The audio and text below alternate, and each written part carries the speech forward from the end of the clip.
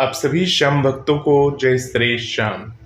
श्याम भक्तों, भगवान किस तरह से हमारी मदद करते हैं।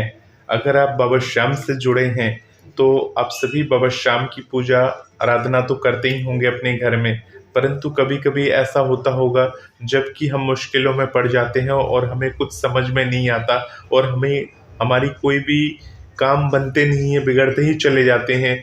तब हमें चिंता में पड़ जाते हैं, हमें पूजा पाठ करना कुछ भी अच्छा नहीं लगता और हम भगवान को कोसने लगते हैं कि भगवान की हम इतनी पूजा करते हैं, इतनी पाठ करते हैं, फिर भी भगवान हमारी नहीं सुनते हैं। तो आज मैं आपको एक ऐसी बात बताने वाला हूँ जिसके ज़रिए इस बात को अगर आप सुनते हैं तो भगवान पे आपका दृढ़ विश्वास हो जाएगा, बाबा श्याम के ऊपर हमेशा दृढ़ विश्वास बना रहेगा।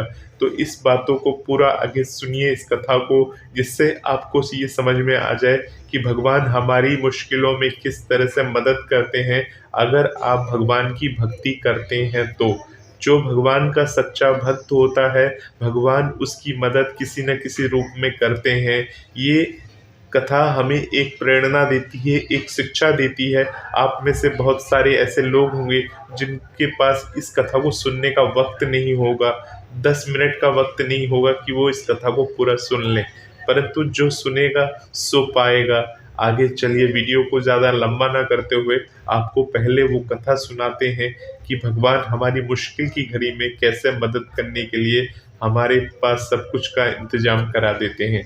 तो चलिए इस कथा के साथ पहले चलते हैं। एक आदमी गाड़ी से उतरा और बड़ी तेजी से एयरपोर्ट में घुसा। जहाज उड़ने के लिए तैयार था। उसे किसी कॉन्फ्रेंस में पहुंचना था जो खास उसी के लिए आयोजित की जा रही थी। वह अपनी सीट पर बैठा और जहाज से उड़ गया। अभी कुछ ही दूर जहाज उड़ा था कि कैप्टन ने ऐलान किया, तूफानी बारिश और बिजली की वजह से जहाज का रेडियो सिस्टम ठीक से काम नहीं कर रहा है, इसलिए हम करीबी एयरपोर्ट पर उतरने के लिए मजबूर हैं।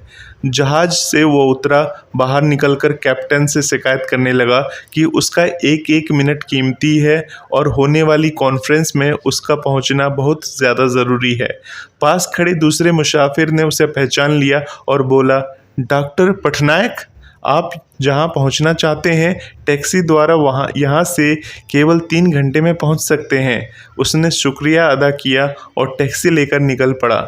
लेकिन ये क्या, आंधी तूफान बिजली बारिश ने गाड़ी का चलना मुश्किल कर दिया। फिर भी ड्राइवर चलता रहा।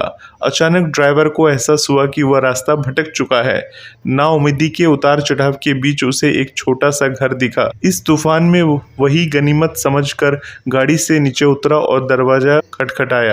आवाज़ आई, जो कोई भी है अंदर आ जाए, दरवाज़ा खुला है।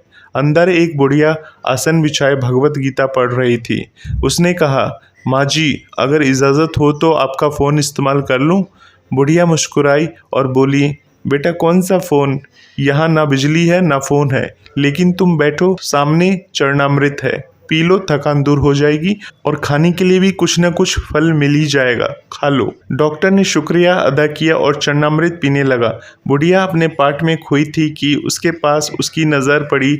एक बच्चा कंबल में लपेटा पड़ा था जिसे बुढ़िया थोड़ी थोड़ी देर में उसे हिला देती थी। डॉक्टर ने कहा, माजी, आपके स्वभाव और एहसान ने मुझ पर जादू कर दिया है। आप मेरे लिए भी प्रार्थना कर दीजिए, यह मौसम साफ हो जाए। मुझे उम्मीद है आपकी प्रार्थना ज़रूर कबूल होती होगी। बुढ़िया बोली, नहीं बेटा, ऐसी कोई बात नहीं। तुम मेरे अतिथि हो और अतिथि की सेवा ईश्वर का आदेश है। मैंने तुम्हारे लिए भी प्रार्थना की है। परमात्मा का शुक्र है, उसने मेरी हर प्रार्थना सुनी है। बस एक प्रार्थना और मैं उससे मांग रही हूँ, शायद जब वो चाहेगा उसे स्वीकार कर लेगा। डॉक्टर ने पूछा, कौन सी प्रार्थना? बुढ़िया बोली, ये जो 2 साल का बच्चा तुम्हारे सामने अधमरा पड़ा है, मेरा पोता है। ना इसकी माँ जिंदा है और ना ही बाप। इस बुढ़ापे में इसकी जिम्मेदारी मुझ पर है। डॉक्टर कहते हैं इसे कोई खतरनाक रोग है जिसका वो इलाज नहीं कर सकते। कहते हैं एक नामचीन डॉक्टर है। तो डॉक्टर ने पूछा, क्या नाम बताया था उसका? हाँ, डॉक्टर पटनायक। वह इसका ऑपरेशन कर सकता है, लेकिन मैं बुढ़िया कहाँ उस डॉक्टर तक पहुँच सकती हूँ। लेकर जाऊँ भी तो पता नहीं वह देखने पर राजी होगा भी या नहीं। बस अब बंसी वाले से यही मांग रही थी कि वह मेरी मुश्किल आसान कर दे। डॉक्टर की आंखों से आंसुओं का सैलाब बह निकला। वह भराई हुई आवाज़ से बोला, माई, आपकी प्रार्थना ने हवाई जहाज को नीचे उतार लिया, आसमान पर बिजलियां खुंदवा दी, मुझे रास्ता भुलवा दिया ताकि मैं यहाँ तक खींचा चला आऊं। हे भगवान, मुझे यकीन ही नहीं हो रहा कि ईश्वर एक प्रार्थना करके अपने भक्तों के लिए इस तरह से मदद भी कर सकता है। तो आप सभी श्याम भक्तों ने इस कथा को पूरी सुनी होगी, तो अब आप समझ गए होंगे कि भगवान मुश्किल की घड़ी में किस तरह से हमारी मदद करते हैं। अतः भगवान पर भरोसा रखिए और मुश्किलों से घबराइए मत। बाबा श्याम हमारी मदद किसी न किसी रूप में करते रहते हैं, वो हमारे साथ रहते हैं। आप सभी श्याम भक्तों को जय श्री श्याम।